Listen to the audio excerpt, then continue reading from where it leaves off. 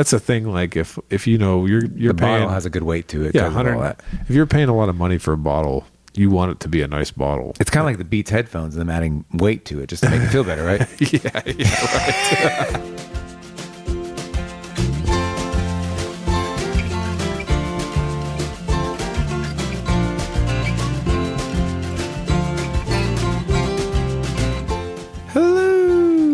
Welcome everyone to episode 96 of The Mashup, the best bourbon conversation you're here all week long. We're hosts Anthony and Steven. Hello, Anthony. Hello, is this live? And in charge. Live and in charge. Live and direct. I like it. So we are live and direct tonight, and I was thinking about a month ago when my cousins visited with their spouses. And so my cousin Joe and my cousin Olga, they visited with their spouses, and Olga and Malik, her spouse, they're newlyweds. Okay, Congratulations! Congratulations to them. And then Joe and his wife Sydney, they are new parents. They have twins. Congratulations Again. And so they came down to visit, and naturally, I think I would say 3 out of 4 like bourbon. Olga's the only one that doesn't like bourbon. Come on, Olga. Come on, get it together, Olga. And so it was kind of a funny experience because they're significantly younger, right? So they're in their 20s and 30s. I'm thinking to myself, this is so great. I can showcase my bourbon and really take care of my family, right? The people that you love the most, and you can take care of them like they could drink whatever you want, right? So they wanted Coke with their bourbon. No. Okay. Hey, thankfully, no. They did not want to mix. Good start. But here's the thing: like when you get together with family and you haven't seen them in a long time, you want to spend as much time as possible. But they won't like stay up till like 2 a.m. every night. That's late. I mean, 2 a.m. is late. Like these old bones over here, they got a little bit. And so I was just like, my goodness. Like, so anyway, the first night I actually hung till 2 a.m. And the funniest thing is it was like 2:30 a.m. They left to go back to their hotel. And I'm looking at my wife in the kitchen. And I'm like, it's 2:30 a.m. right now. We're going to be up in like 4.5 hours. I'm like, what are we doing? I'm like, what am I doing with my life? I'm like, how did I end having up a good time? Yeah, I was like, how did I end up at this point where it's 2:30 in the morning? Impressed. But I just had this like disposition where I was like, So the next day we went through it all. We went and took the kids, had a good time at like an arcade, Lex Live. You ever been to Lex Live? Mm-hmm. Yeah. So we went and did that. We had some fun. And then we went to Mirrored Twin and had some rolling oven pizza. Oh, that's good. Yeah, we had a good time. Did you get the bourbon pizza? What did we get? We had chicken bourbon. Yeah. That's good. Yeah, it was really good. Yeah. Oh man, it was killer. So big ups to them over there. Mirrored Twin and Rolling Pizza. Is it Rolling Pizza Oven? Is that what it's called? Rolling oven pizza, yeah. Rolling oven pizza oven. Mm-hmm. I like it. It was a lot of fun. Yeah. It's always fun to have visitors to Lexington. Y'all got to come down and visit Lexington more. If you come down here, you can hang out with the Mashup Podcast. Yeah. So Anthony, we finally caught up with our backlog of reviews. Yep. So we have no reviews this week. Oh man, makes me so sad. I know. Yeah. But if someone wants to have a shout out, just leave a review on Apple Podcasts. The next time we record, we will shout you out. We will, for sure. We'll read it eloquently. Anthony, I'm pretty excited about this bottle. Are you flying high? I am. Flying high again. I just remember when we had another variant of this bottle back a while ago. That's true. Yeah. Probably a year ago. I think it was a year ago. Yeah. We all liked it. All 3 of us at the time liked it. Absolutely. Yeah. Michael was around the table then. Yeah. Yeah. So I'm excited to taste what this version has to offer. All right. So for this week, we have a bottle of Run Emerald Rye Whiskey. Oh, yeah. The Emerald Rye Blue Run. That's sounding fantastic. So the distillery on this is actually they say that it's bottled in Bardstown, but it doesn't say anything about a distillery. So this was actually contract distilled by the legend Jim Rutledge at Castle and Key Distillery in Frankfurt. The bottle date is 2022. The ABV is 58.35%. The proof is 116.7. The age is non-age stated. But the rumor from a source is that this might be around 5 to 6 years old. The mash bill is not disclosed, but there are 3 different mash bills. They are rye mash bills, and the MSRP on this guy is $110. Kind of the standard price now for Blue Run, isn't it? Yeah, it seems like they've kind of settled in at that price range. The 80, 90-ish, low hundreds. Yeah, I think the cheapest I've seen it is $90, and that's usually for the standard. For this version? Not this version, okay. No. This one's always been 110. This is at cask strength, so the lower ones that they're proofing down, like the high rye bourbon, the one we tried, I think those are closer to 90. Yep. I mean, there's not much more to say about this bottle. It's beautiful. It's becoming quickly my favorite bottle. I agree, man. Like it's in a very short amount of time become almost iconic with that butterfly. Yeah, it's just I think the bottle itself has this volume to it. Yep. Width and height wise, that I think it fills a good space on a collection. I agree. Then the uniqueness of the butterfly, right, kind of just really makes a pop. And so, speaking of butterfly, for this emerald one, it's kind of just like a standard. What do you think? It's like metal, stainless steel looking. Yeah, stainless steel, silverish. Yeah, but he's a little crooked. Oh, really? Yeah, he's a little. I don't know if that's intentional, but he's a little off center and off axis. I've noticed that. Like, I wonder because some of these butterflies seem like they're perfectly center mass, but I mean, I don't know. I got to ask what's going on with this. Maybe they're just hand applied or whatever. I think they can't be applied by machine. So if they're applied by machine, then that machine is off. It's hitting a little bit. You got to calibrate that. We got an engineer over here. Yeah, but I mean, the bottle's beautiful. The way this is a little different than the high rye is that it has a little like emerald gem sticker cask strength on the very bottom on it. But I love the bottle. Yeah, and you know what's interesting? I think we mentioned this last time we talked about Blue Run is the shape of this bottle is so unique. It's not like anything else that you see on the market right now. Can you think of another bottle that looks like this? No, and one aspect that I like about it a lot that I think is probably subtle is the kind of the fat glass on the bottom weight. Yeah, absolutely. That it just looks, the whole thing looks sturdy. Oh, absolutely. It's just got like a really nice feel to it. It almost, I think we've talked about this before, but it looks and feels expensive. And so that's the thing. Like if you're the paying, bottle has a good weight to it. Yeah, all that. If you're paying a lot of money for a bottle, you want it to be a nice bottle. It's kind of like the Beats headphones and them adding weight to it just to make it feel better, right? Yeah, right. No, it definitely gives a premium feel. Yeah. And it's portraying that is the best way to put it. Yeah, exactly. Yeah, very nice. So getting into a little bit of this product info, did you know that this is technically the third rye release that they've done? What are they? Because we did the high rye. We did a high rye bourbon. So a high rye bourbon could be like, any high rye bourbon, it's just a way to say whatever. Yeah. But actual rye whiskey, they had a golden rye release and they had a holiday rye release. Those two, I've tried both of them. They're both good in their own respects, but this is the third time they've done a rye release.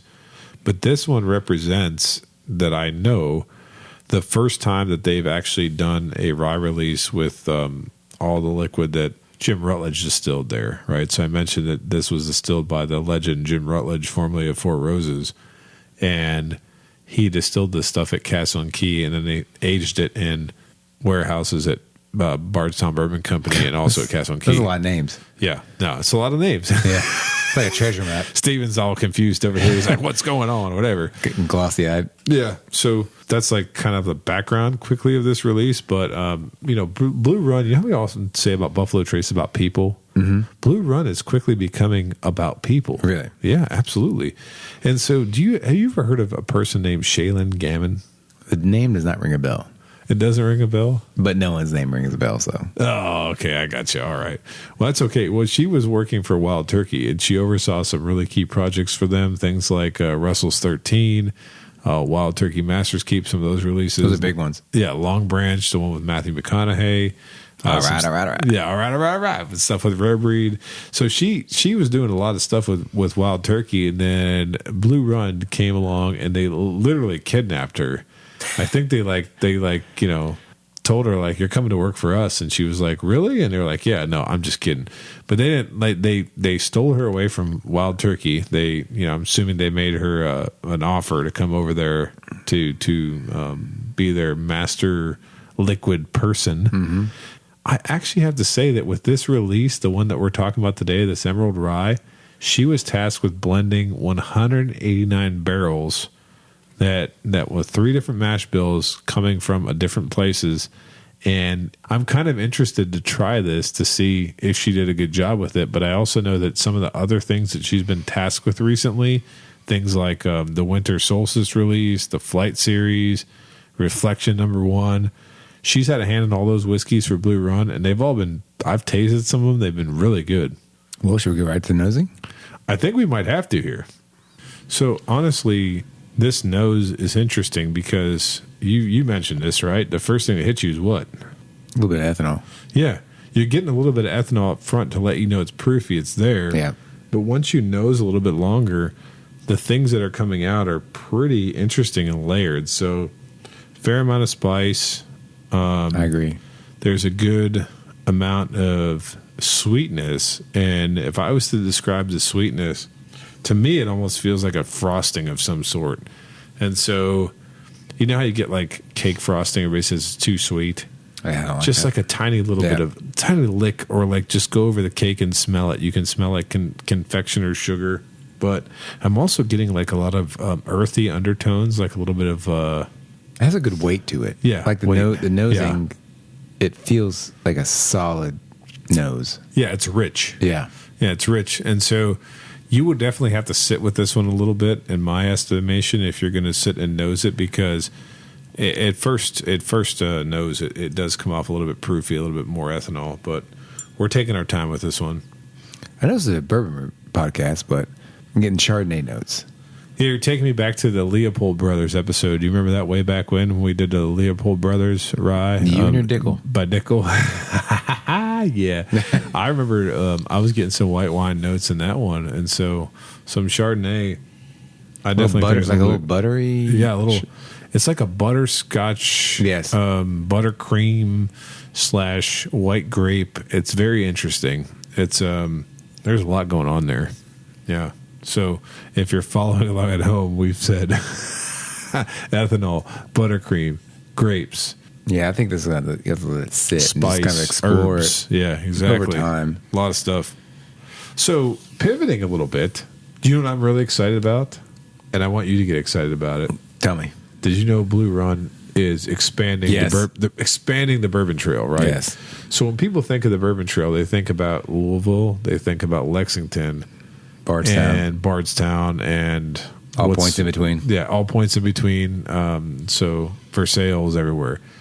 One thing they don't really think about is Georgetown. And now, thanks to Blue Run, that's where the home of Blue Run is going to be. It's going to be in Georgetown, Kentucky. They're going to be building a distillery there, which is pretty amazing. That's pretty nice. It's close. Yeah, it's close. I mean, my parents live in Georgetown, so you know how much I'm going to be there? A lot. Yeah, I'm going to be there so much. Every Saturday. Yeah. I'm going to be there when they're constructing it. So this distillery that's going to be opening, and I'm not sure when, is going to be a 35,000 square foot distillery with 20,000 square foot rick houses, and will serve the community and the company. And it's going to be their distilling operation, their future headquarters, and apparently they're investing $51 million in this particular place. And it's just going to be great. I mean, they're going to create 45 full-time jobs. And it's just, I don't know. When I heard they were coming to Georgetown, it was like a massive thing for me. I actually just kind of lost my mind. So I think in a previous episode, I told you guys that I message off and on with Mike Montgomery, who's the co-founder and CEO of Blue Run. Yeah, big man, yeah. And I told him, I said, I'm going to be at the distillery every day. You guys are going to get rid of me. You're going to have to ban me from the property. Yeah, we knew for a while, I think, that they were going to build in Kentucky. Yeah, definitely. And it was nice that they're being right in our backyard. Oh, yeah, definitely right in our backyard. And I think that's a nice thing because I think the actual connection to Kentucky comes from the other co-founder, Jesse McKnight. But the fact that they're investing in a place like Georgetown, which has a lot going on. I mean, Georgetown to me is like a little bit like a hidden gem in Kentucky. Like no one's going to say, I'm coming here and I'm going to go to Georgetown. But I think Blue Run will help drive some tourism over there, and I think it'll be great for them and for the city up there. I just think it'd be really, really good partnership. I'm sure with all those Toyota execs coming in. Oh, yeah. Right there. Yeah. They're going to be picking up. Especially, I think, you know what? At that price point, that might feel good for them to buy. Absolutely. It won't be like $20 and they'll come back and, I got $100 bottle and feel good about it. Well, and that's the other thing to say, like for those of you who are listening that don't know, all your Toyota Camrys are built right here in Georgetown, Kentucky. And other stuff too. Yeah, lots of stuff. Yeah, but it's a massive car plant that's up there, and it's pretty much, I grew up in Northeast Ohio where we had a big car plant that sustained a big part of the economy. So I think it's a really good place to be building a distillery, and I can't wait to go up there. Like, I hope do you think they'll let me distill any whiskey? You think they'll let me on the premises? They'll be like, there's that guy again, get rid of him. I hope they let both of us on premise. Oh, yeah, absolutely, yeah. So maybe we'll do a future podcast live from the distillery up there, you think? Well, should we go for our first taste? Let's do it.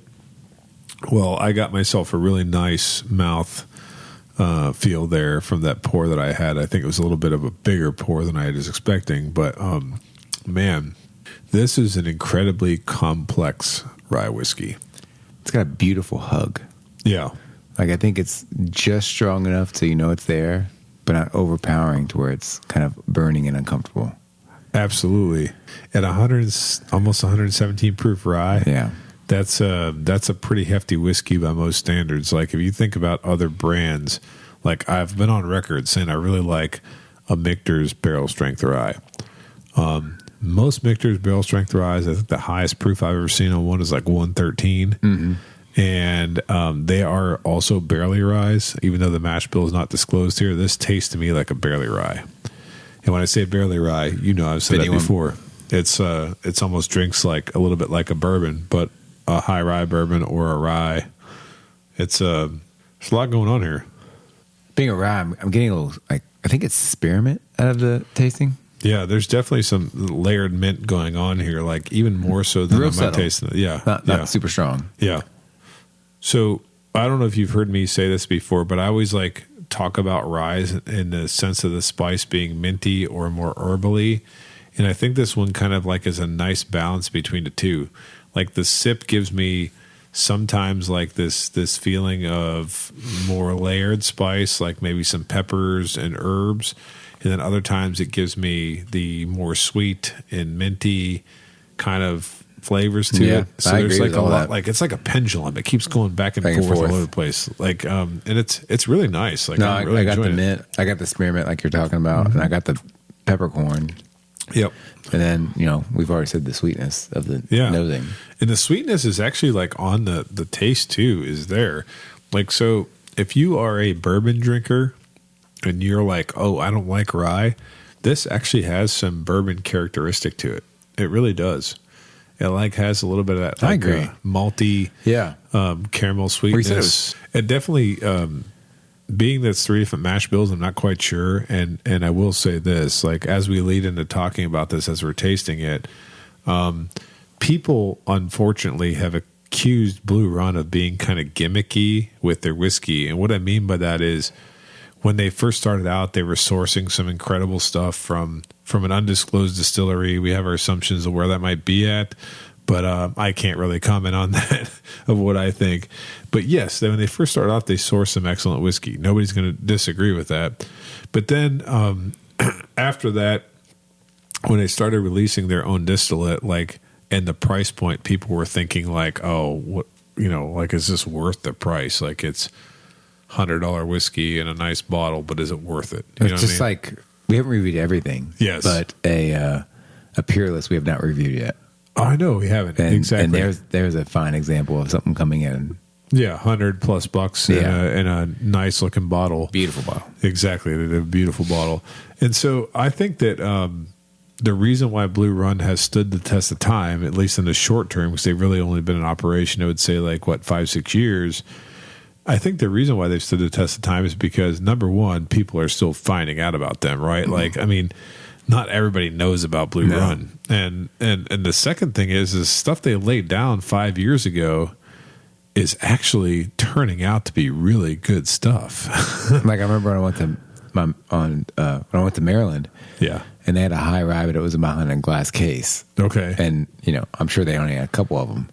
Mm-hmm. And so it's not something that people are going to, like, be interested in buying because it's kind of behind glass. Yeah, absolutely. And so they might not even realize it's there. You'd be looking at it like, oh, that's a high expensive stuff. I'm not even in the market for that. You know what I mean? There's the Pappy cabinet. There's the Pappy Van Winkles. When we think about Blue Run, we have to think about their leadership, the people that are behind the brand. So I know I've alluded to it, but not mentioned it much. But I think the person that we have to mention is Mike Montgomery. So Mike is actually the co-founder and CEO, as I mentioned earlier, but he's one of the 4 guys behind the brand. And he has put his heart and soul into this brand. Like, he messages people when we talk about handwrites and notes. Yeah.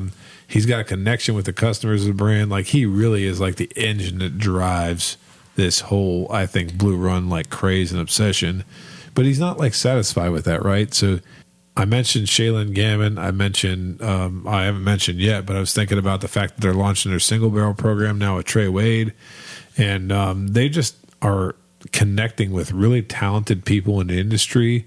And they also come on, who's going to have Jim Rutledge distill, like a Kentucky legend, distill their initial stuff?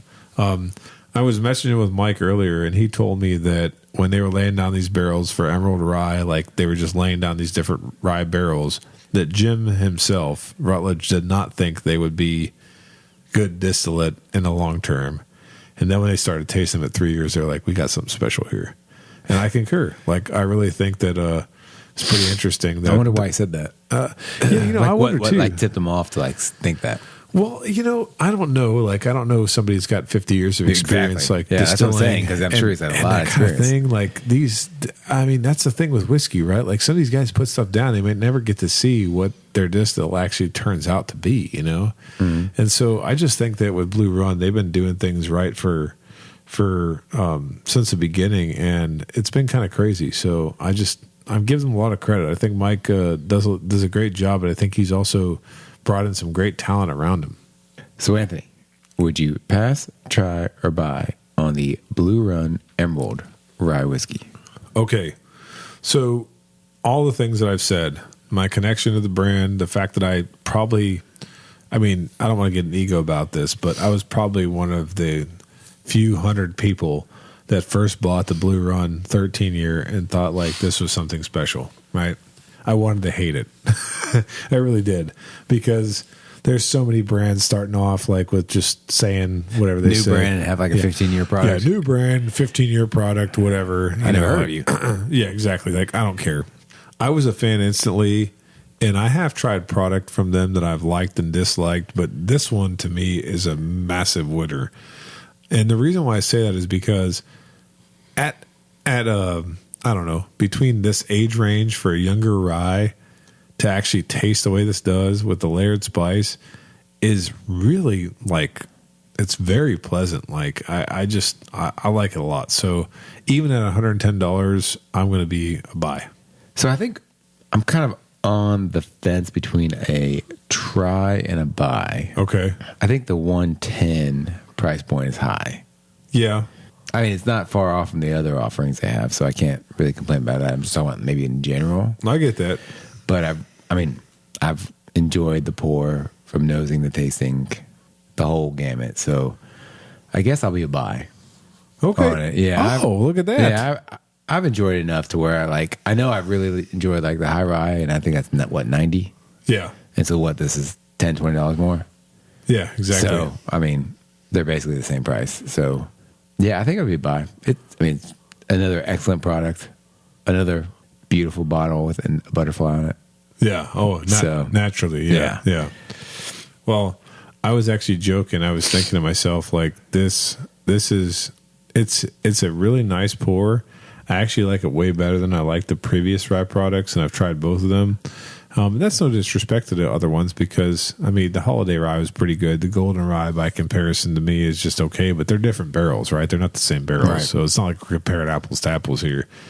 But I think that if I had to think about this whole entire brand since it started, I really feel, and you know, I know you don't know the people sometimes as well as I do, but I really think that Shaylin Gammon, being the fact that she's in charge of some of these recent releases, the Reflection, the Winter Solstice series and other things, I think she's really catapulting Blue Run into new territory. Like, I think that this is really her vision on display. The reason why they hired her, I think this is it for this moment. Oh, I think so. 100%. And like, again, that's no disrespect to anybody else that's involved. I just think that she really is shining through, and the fact that she can produce these kind of blends like this keeps me.